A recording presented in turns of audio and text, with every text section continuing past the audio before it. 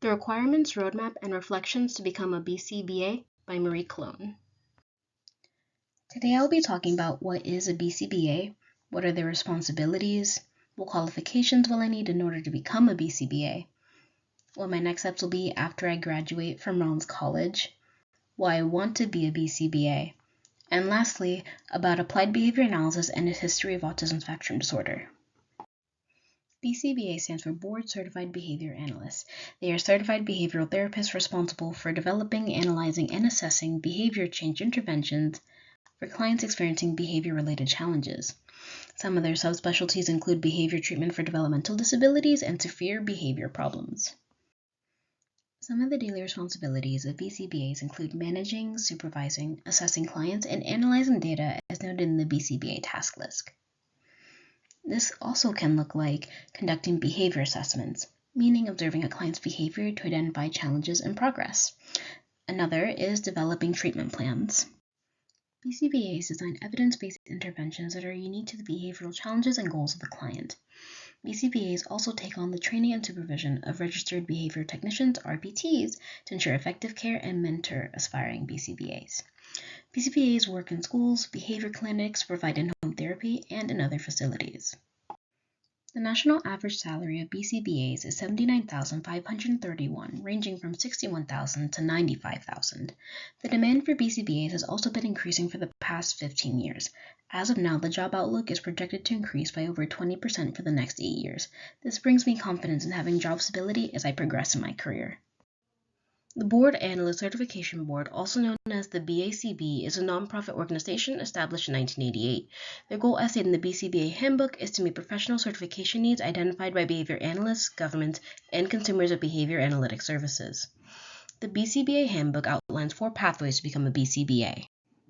All BCBAs must pass the BCBA certification exam and have at least 2,000 supervised or 1,500 of concentrated hours in an ABA-related fieldwork or research experience under a qualified BCBA supervisor.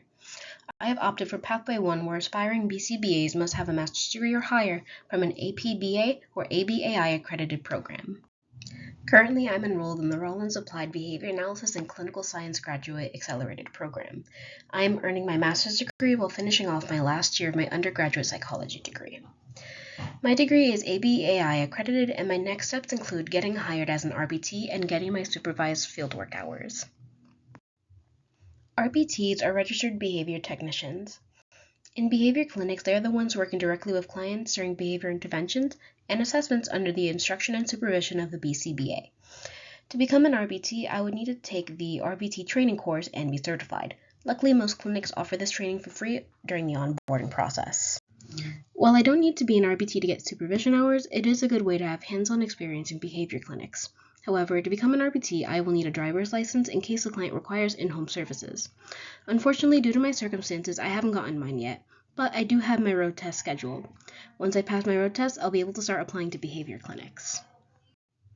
My life for the next 2 to 3 years is mapped out with completing my education, working hard to meet my career goals, and hopefully publishing my fantasy romance novel.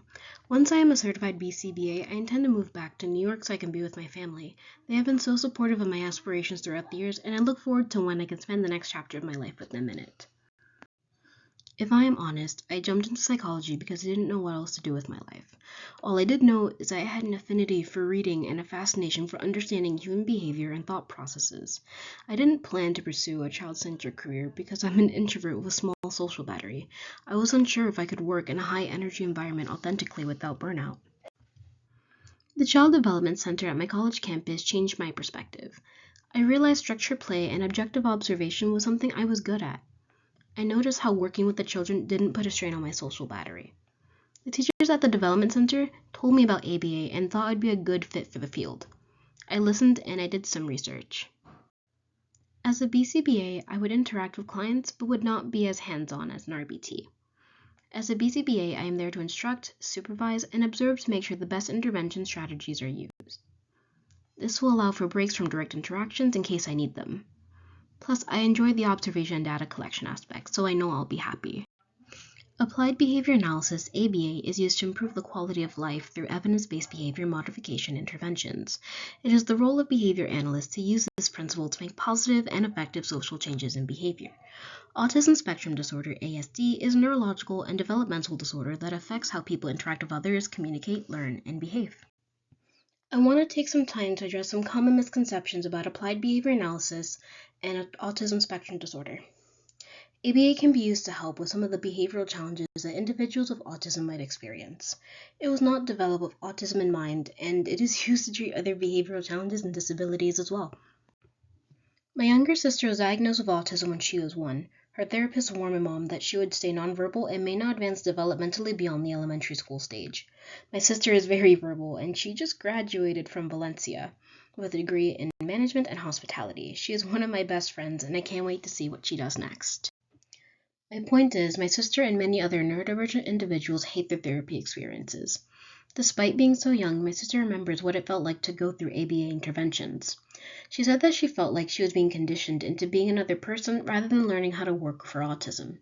This is disheartening because in theory, ABA should be a helpful tool for support.